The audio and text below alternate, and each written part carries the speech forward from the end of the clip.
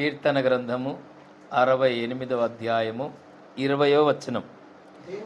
దేవుడు మా పక్షమున పూర్ణ రక్షణ కలుగుజేయు దేవుడై ఉన్నాడు. మరణము తప్పించుట ప్రభువైన యెహోవా వశము. దేవునికి మహిమ కలుగునుగాక. హల్లెలూయా.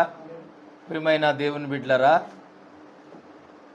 ఈ లోకంలో ప్రతి మానవుడు దేనికి భయపడతాడు అమ్మా? దేనికి భయపడతాడు? మరణం. పెద్ద పెద్ద పాస్టర్లు కానీ, ప్రవక్తలు కానీ, అపోస్తులు కానీ, మరి పెద్ద పెద్ద స్టేజీల మీద ఎక్కి ప్రసంగాలు చేసేవాళ్ళు కూడా మరణానికి భయపడతారు. దేనికండి?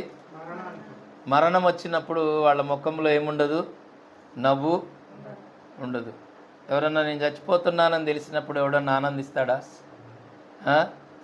ఎవరన్నా అహాహా అంటారా? అహాహా సంతోషమే అని పాడబడతారా?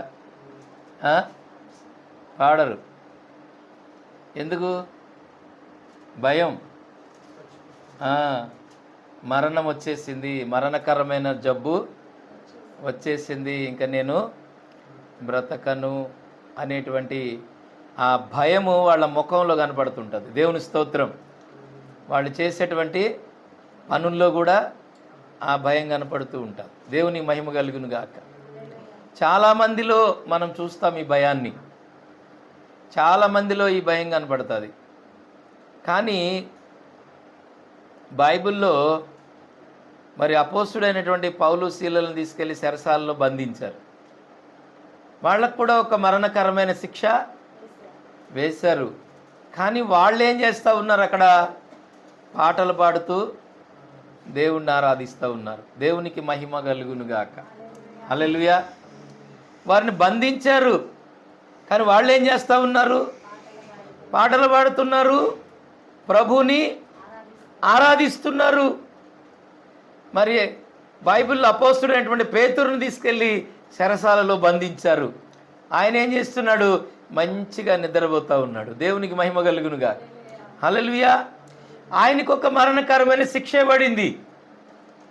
ఆయనకు కూడా మరణకరమైన శిక్ష పడింది. కానీ ఆయన ఏం చేస్తూ ఉన్నాడు? హ్యాపీగా నిద్రపోతున్నాడు.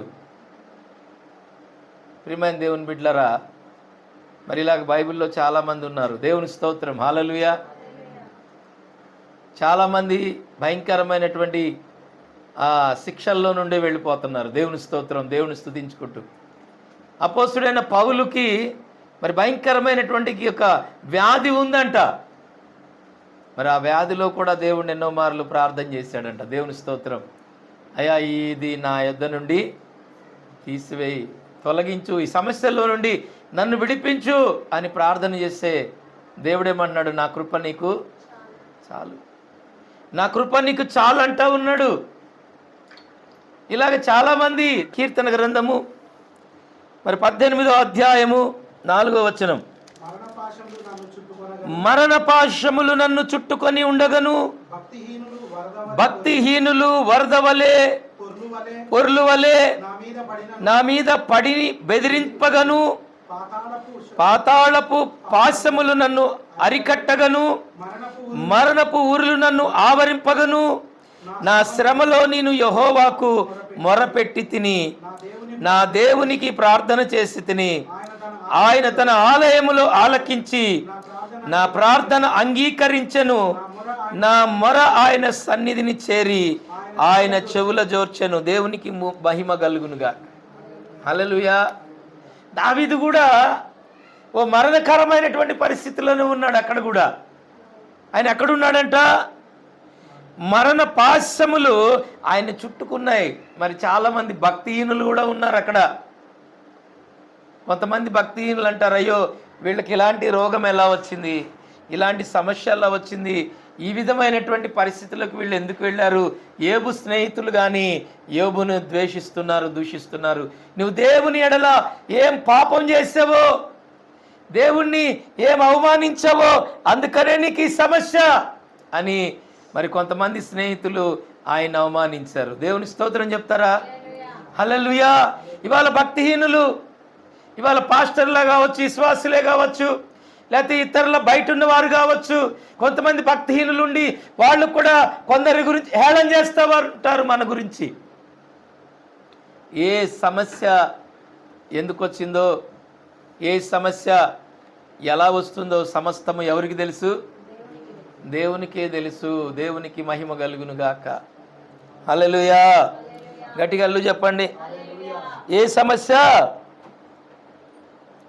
ఎందుకు వస్తుందో, ఎప్పుడు వస్తుందో ఎవరికి తెలీదు. దేవునికి మహిమ కలుగును గాక. అలాగే అపోస్తులు కూడా ఒక దగ్గర అడుగుతారు, అయ్యా ఒక పిల్లవాడికి ఒక జబ్బు కలిగినప్పుడు, అయ్యా వీడు పుట్టు గుడ్డివాడుగా ఉన్నాడు కదా, వీళ్ళ తల్లిదండ్రులు చేసినటువంటి పాపమా, అందువల్లనే ఇతనికి ఏదైనా ఇలాగ జబ్బు వచ్చిందా అని అడిగినప్పుడు ప్రభు అంటారు, అది దేవునిని మహిమపరచడానికి. దేవుని స్తోత్రం. కొన్ని సమస్యలు దేవుణ్ణి మహిమపరచడానికి వస్తూ ఉంటాయి. దేనికి వస్తాయండి? దేవుణ్ణి మహిమపరచడానికి, దేవుణ్ణి ఘనపరచడానికి కూడా కొన్ని సమస్యలు వస్తూ ఉంటాయి. మనం తెలియకుండా మనం ఎవరిని కూడా ఏమీ మాట్లాడటానికి అవకాశము లేదు. ఎవరిని మనం ఏమనకూడదు అనే అవకాశం కూడా మనకి లేదు. ఎందుకంటే దేవుని చిత్తం ఏమైనదో మనుషులకు తెలీదు. కాబట్టి తెలియని వారు ఏం చేయాలి? నోరు మూసుకొని ఉండాలి. దేవుని స్తోత్రం చెప్పండి. హల్లెలూయా. మనకేం తెలియనప్పుడు మనం ఏం చేయాలి? నోరు మూసుకొని ఉండాలి. లేకపోతే తెలిసిన వారి దగ్గరికి వెళ్ళి అడిగి తెలుసుకోవాలి. అంతేగాని తెలియని విషయాల్ని తెలిసినట్టుగా మనము దాన్ని పబ్లిసిటీ చేయకూడదు. దేవునికి మహిమ కలుగునుగా. హల్లెలూయా. మరి షడ్రక్ మేషక్ అబేద్నెగోలకు కూడా ఓ భయంకరమైన మరణ శిక్ష పడింది. ఎక్కడేశారు వాళ్ళని? అగ్నిగుండములో. వాళ్ళేం చేస్తున్నారు? అగ్నిగుండములో పాటలు పాడుతున్నారు, ప్రార్థన చేస్తున్నారు. దేవుని స్తోత్రం చెప్పండి. హల్లెలూయా. వాళ్ళు పాటలు పాడుతూ ప్రార్థన చేస్తున్నారు. ఎక్కడున్నారు వాళ్ళు? అగ్నిగుండం. మరి దావీదు మరి మరణ పాశంలో ఉండి కూడా దేవునికి మొరపెడతా ఉన్నాడు. అలాగే మరి దానియేలు ఎక్కడున్నాడు?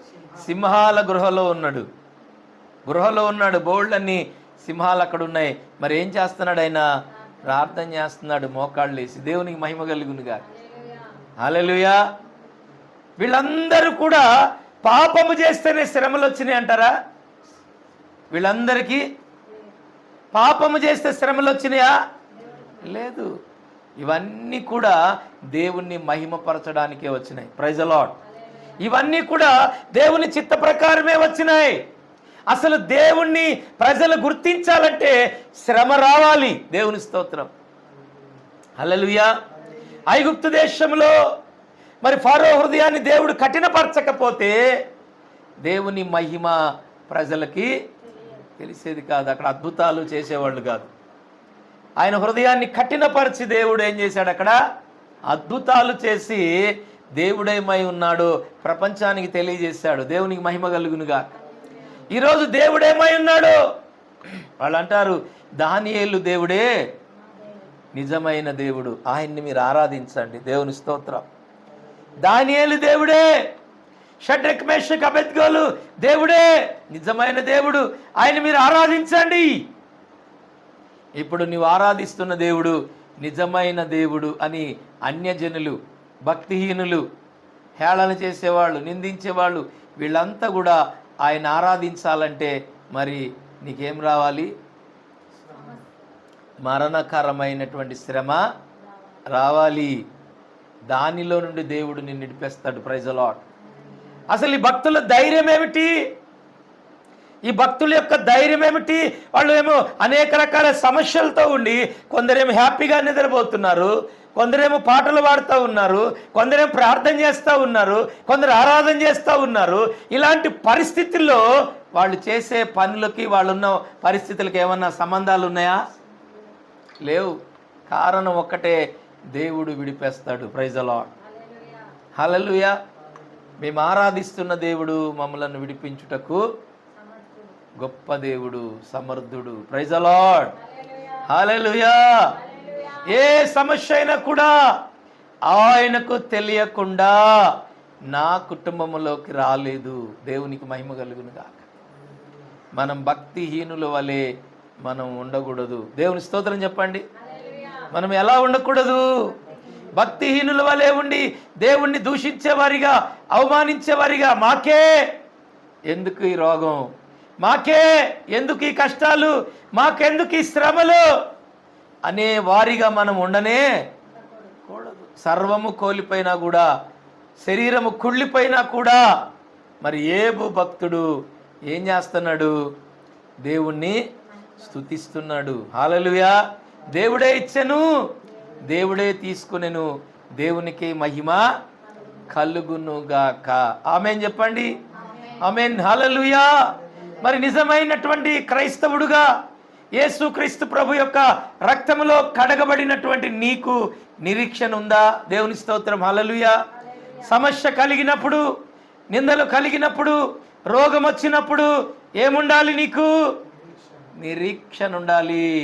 భక్తిహీనుల వలె మనం ఉండనే కూడదు. దేవునికి స్తోత్రం. చూడండి, ద్వితీయోపదేశ కాండము 32వ అధ్యాయం 39వ వచనం. ఇదిగో నేను నేనే దేవుడను, నేను తప్ప వేరొక దేవుడు లేడు.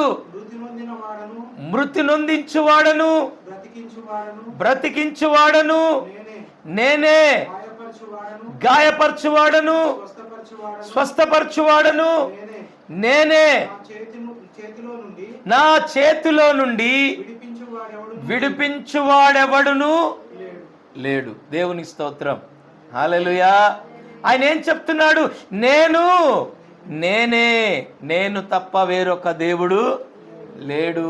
నేను దేవుడను, మృతి నొందించువాడను నేనే, బ్రతికించువాడను నేనే, గాయపరచువాడను నేనే, స్వస్థపరచువాడను కూడా నేనే. నా చేతిలో నుండి నిన్ను విడిపించువారెవరు? హల్లెలూయా. ఎవరండి? మరి లాజరు 4 దినాలు సమాధిలో ఉన్నాడు. మరి సమాధిలోనున్నటువంటి లాజరుకి ప్రాణం ఉందంటారా? జీవం ఉందంటారా? మరి ఎలా వచ్చిందండి? Praise the lord. హల్లెలూయా. ఆయన అంటాడు, మృతి నొందించువాడను నేనే, బ్రతికించువాడను నేనే. Praise the lord. అంటే ఎంతటి సమర్థుడండి ఆయన. మరి మనకేది నిరీక్షణ? సమాధిలో ఉన్న లాజరు బయటకు వచ్చాడు. ఎలా? అది దేవుని మహిమార్థమై జరిగింది. Praise the lord. కొన్ని సమస్యలు మన కుటుంబాల్లో వచ్చేవన్నీ కూడా దేవుని మహిమ కొరకు వస్తుంటాయి. Praise the lord. ఆ సమస్య వచ్చినప్పుడు మనం పారిపోయేవారిగా ఉండకూడదు. దేవుణ్ణి మనము దూషించేవారిగా ఉండకూడదు. దేవునికి అవమానకరంగా మనము ప్రవర్తించకూడదు. దేవునికి అవమానకరంగా మనము మాట్లాడకూడదు. మన ఇష్టం వచ్చినట్లుగా మనము చేయడానికి మనకు అధికారము లేదు. కొన్ని దేవుని మహిమ కొరకు జరుగుతాయి. Praise the lord. హల్లెలూయా. మరి బైబిల్లో మనం చూస్తే మరి ఎలీషా ఆయన ఒక ప్రవక్త. ఆయనంట చివరి దినాల్లో మరణకరమైన జబ్బుతో చనిపోయాడంట. Praise the lord. ఏ జబ్బుతో? చనిపోయిన వారిని లేపాడు ఆయన. ఆ ప్రవక్త ప్రార్థన చేస్తే చనిపోయిన వారు లేచారు, రోగులు స్వస్థత పొందారు. మరి ఎన్నో అద్భుతాలు చేసినటువంటి ఈ ప్రవక్త చివరికి ఎలా చనిపోయాడు? మరణకరమైనటువంటి రోగముతో చనిపోయాడు. ఆయనను సమాధి చేసినటువంటి స్థలంలో ఆయన మరొక వ్యక్తి చనిపోయినప్పుడు ఆ సమాధిలో ఆ వ్యక్తిని పెట్టడానికి ఆ పాడని తీసుకొచ్చి ఆ భూమి మీద అంటే పక్కన ఒడ్డు మీద పెట్టి ఆయన గుంత ఎక్కడైతే ఎలీషాను పాతి పెట్టారో ఆ స్థలములో మరలా గుంత తీస్తున్నప్పుడు ఆ ఎలీషా ఎముకలలో ఒక ఎముక వెళ్ళంట ఆ పాడ మీద పడుకున్న వాడికి తగిలితే ఆ ఎముక తగిలి వాడు చనిపోయిన వాళ్ళు లేచాడట. దేవుని స్తోత్రం. హల్లెలూయా. అంటే ఆ ప్రవక్త చనిపోయిన తర్వాత కూడా ఆ ఎముకలో ఏముంది? జీవముంది అంటే అంతటి జీవము కలిగినటువంటి ఆ ప్రవక్త మరణకరమైన జబ్బుతో ఎందుకు చనిపోయాడు? మరి చనిపోయిన వాడు లేవడానికి. ప్రైజ్ ది లార్డ్, హల్లెలూయా. దేవుని సేవకులు అంటే సామాన్యులు కాదు, వారి మీద ఉన్న అభిషేకము చాలా గొప్పది. ప్రైజ్ ది లార్డ్, హల్లెలూయా. వారి మీద ఉన్న అభిషేకము చాలా గొప్పది. అందుకనే ఓ ప్రవక్త చనిపోతే ఆయన వెముక వెళ్ళి చనిపోయిన వ్యక్తి పాడెకు తగిలినప్పుడు ఆ వ్యక్తి లేవటం ఏందండి? అద్భుతం కాదా? ఇది అద్భుతము కాదా? ఇది గొప్ప అద్భుతం. దేవునికి మహిమ కలుగునుగాక. ప్రియమైన దేవుని బిడ్డలారా గమనించండి. మరి బైబిల్లో ఎన్నో అద్భుతాలు జరిగినాయి. అపోస్తుడైన పౌలు కూడా ఆయన వాక్యం చెప్తున్నప్పుడు ఒక స్థలంలో ఒక వ్యక్తి అక్కడ మిద్దె మీద నుంచి కింద పడిపోయి చనిపోతాడు. దేవుని స్తోత్రం. చనిపోయినప్పుడు ఆ పౌలు వెళ్ళి మీరు ఏడవకండి, ఇతను చనిపోలేదని చెప్పి ఆ చనిపోయిన వ్యక్తిని లేపుతాడు. దేవుని స్తోత్రం, హల్లెలూయా. అలాంటి పౌలు గారు కూడా ఓ సమస్యతో బాధపడుతూ వచ్చాడు జీవితాంతం. గట్టిగా అల్లు చెప్తారా? హల్లెలూయా. చూడండి, ఎవరిలో అయితే సమస్య ఉంటుందో వారిలోనే బలమైన అభిషేకాన్ని దేవుడు పెట్టాడు. Praise the lord. గట్టిగా హల్లు చెప్పండి. ఎవరిలో దేవుడు అభిషేకం పెడుతున్నాడు? సమస్య ఎవరిలో ఉంటుందో, ఎవరైతే సమస్యల పాలే, దేవుని కొరకు నిందల పాలే, వ్యాధుల పాలే, దేవుని మహిమపరుస్తూ దేవునితో నడుస్తూ ఉంటారో వారిలోనే బలమైన అభిషేకం ఉంటుంది. ఎందుకంటే ప్రియమైన దేవుని బిడ్డలారా, బైబిల్లో మరి ఎన్నో అద్భుతాలు. సంసోను అంటాడు, ఓ బలమైనటువంటి ఒక సింహములో ఏముందంట? తేనె పుట్టిందంట. దేవుని స్తోత్రం, హల్లెలూయా. దాని కళేబరములో ఆ యొక్క సింహము చనిపోయిన తర్వాత ఆ కళేబరములో ఏమి దొరికింది? వాళ్ళకి తేనె దొరికింది. ఎంత అద్భుతం అండి! చనిపోయిన కళేబరములో తేనె ఉండడం ఏంది? హల్లెలూయా. ఇప్పుడు గమనించాలి, మనం చనిపోయినా కూడా అనేకులకు మనము రుచికరంగానే ఉంటాం. Praise the lord. మనము చనిపోయినా కూడా అనేకులకు మనము దీవెనకరంగానే ఉంటాము. మనము చనిపోయి కూడా అనేకులకు మనం ఉపయోగపడుతూనే ఉంటాం. Praise the lord. అందుకనే ఈ భూలోకములో ఉన్నప్పుడు తనకిష్టమైనటువంటి వ్యక్తులను దేవుడు శ్రమలలో నుండి నడిపిస్తూ ఉంటాడు. ఎందుకో తెలుసా అండి? ఆ శ్రమ దేనికి కలుగుతుందంటే మనము దారి తొలగిపోకుండా. Praise the lord. మనము దారి తొలగిపోకుండా, తప్పు చేయకుండా, దేవుని నామాన్ని మనము నిర్లక్ష్యము చేయకుండా. దేవునికి గట్టిగా హల్లు చెప్పండి. ఎక్కడ మనం ప్రార్థన మర్చిపోతామో, ఎక్కడ మనం దేవునికి మరి విరోధంగా పాపము చేస్తామోనని చెప్పి దేవుడు ఏం చేస్తాడంటే సమస్యను క్రియేట్ చేసి కలుగజేసి ఆయన నిన్ను మహిమకరంగా వాడుకుంటాడు. ప్రైజ్ ది లార్డ్, హల్లెలూయా. చూడండి, నేను చెప్పిన ఆ సేవకులందరూ కూడా దేవుని కొరకు బలంగాను వాడబడిన వారే. ఈరోజు సమస్య మనకొచ్చిందేమో, అయినా దేవునికే మహిమ కలుగునుగాక. మనం కూడా దేవుని కొరకు బలంగా వాడబడుతున్నాము. దేవుని స్తోత్రం, హల్లెలూయా. సమస్యను చూసి మనము భక్తిహీనులా పారిపోకూడదు.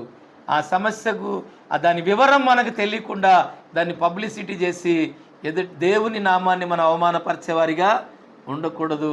దాని విషయంలో మనం ఏం చేయాలంటే క్లారిటీగా అడిగి తెలుసుకోవాలి, లేదంటే దేవుని సన్నిధిలో ప్రార్థన చేయాలి. దేవునికి మహిమ కలుగునుగాక. దేవుని స్తోత్రం చెప్పండి, హల్లెలూయా. మరొక వాక్యాన్ని చూద్దాం. కీర్తన గ్రంథం 68వ అధ్యాయము 21వ వచనాన్ని కూడా చదువుకున్నాం. దేవుడు నిశ్చయముగా తన శత్రుల తలలు పగలగొట్టును, మానక దోషములు చేయి వారి వెంట్రుకలు గల నడినెత్తిని ఆయన పగలగొట్టును. దేవునికి మహిమ కలుగునుగాక. ఆయన ఏం చేస్తాడంట? నిశ్చయముగా దేవుడు తన శత్రువుల తలలు పగలగొట్టును. ఎవరైతే దేవుని పిల్లలకు శత్రువులుగా మారతారో వాళ్ళ శత్రువుల తలలు ఏమైతే అంట? పగలగొట్టబడతాయి. దేవునికి, దేవుని పిల్లలకు, దేవుని సేవకులకు, సేవకురాళ్లకు, దేవుని మీద ఆధారపడే వ్యక్తులకు మనం శత్రువులుగా ఉండకూడదు. దేవుని స్తోత్రం. వారితో శత్రువులుగా ఉంటే నష్టం ఎవరికి? శత్రువులుగా ఉన్నవారికే. దేవునికి మహిమ కలుగునుగాక. వారి తలలను దేవుడు పగలగొడుతున్నాడు. ఆయన అంటున్నాడు, మానక దోషములు చేయి వారి వెంట్రుకలు గల నడినెత్తిని ఆయన పగలగొట్టును. అంటే ఒకటి కాదు, రెండు కాదు, ఇక వాళ్ళు పని ఏంటంటే ఎప్పుడు ఏదో ఒక దోషము చేస్తూనే ఉంటారు. ఇంక వాళ్ళ నోరు ఖాళీగా ఉండదన్నమాట. దేవుని స్తోత్రం. ఎప్పుడు ఏదో ఒకటి మరి సేవకుల గురించి, సేవకురాళ్ళ గురించి, విశ్వాసుల గురించి ఎప్పుడు ఏదో విధమైనటువంటి పాపము మాటలు మాట్లాడుతూ ఉంటే దేవుడు అంటున్నాడు, వారి నడినెత్తిని పగలగొడతా అంటున్నాడు. దేవుని స్తోత్రం. హల్లెలూయా. కాబట్టి ప్రియమైన దేవుని బిడ్డలారా, పరిశుద్ధాత్మ అభిషేకము కలిగినటువంటి ఏ వ్యక్తికి కూడా మనం వ్యతిరేకంగా నిలబడకూడదు. దేవుని స్తోత్రం. అది దేవుడు సహించడు, ఆ వ్యక్తులను దేవుడు విడిచి కూడా పెట్టాడు. దేవునికి మహిమ కలుగునుగాక. హల్లెలూయా. భయము కలిగి నడుచుకోవాలి. దేవునికి స్తోత్రం. చూడండి, మరి కీర్తన గ్రంథము 55వ అధ్యాయము 23వ వచనం. దేవా, నాశన కూపములో నీవు వారిని పడవేయుదువు, రక్తాపరాధులను వంచకులను సగము కాలమైన బ్రతుకరు. నేనైతే నీ యందు నమ్మిక ఉంచి ఉన్నాను. హల్లెలూయా. ఎవరంట ఎక్కువ కాలము బ్రతకంది? ఎవరు వాళ్ళు? సగము కాలము కూడా వారు బ్రతుకరు. ఎవరాళ్ళు? వంచకులు, రక్తాపరాధులు. అంటే కొన్నిసార్లు మనం మాట్లాడే మాటల వలన కొంతమంది, చూడండి, కొంతమంది చనిపోతారు. దేవుని స్తోత్రం. కొంతమంది మనం చూస్తాము, ఎదుటివారిని మాటలతో హింస పెడుతున్నప్పుడు కొంతమంది ఏమవుతారు? అన్ఎక్స్పెక్టెడ్గా చనిపోతుంటారు. వాళ్ళ చనిపోవడానికి కూడా కొంత కారణం మన మాటలే. కొంతమంది వాళ్ళు బాధపడటానికి కూడా మన యొక్క మాటలే.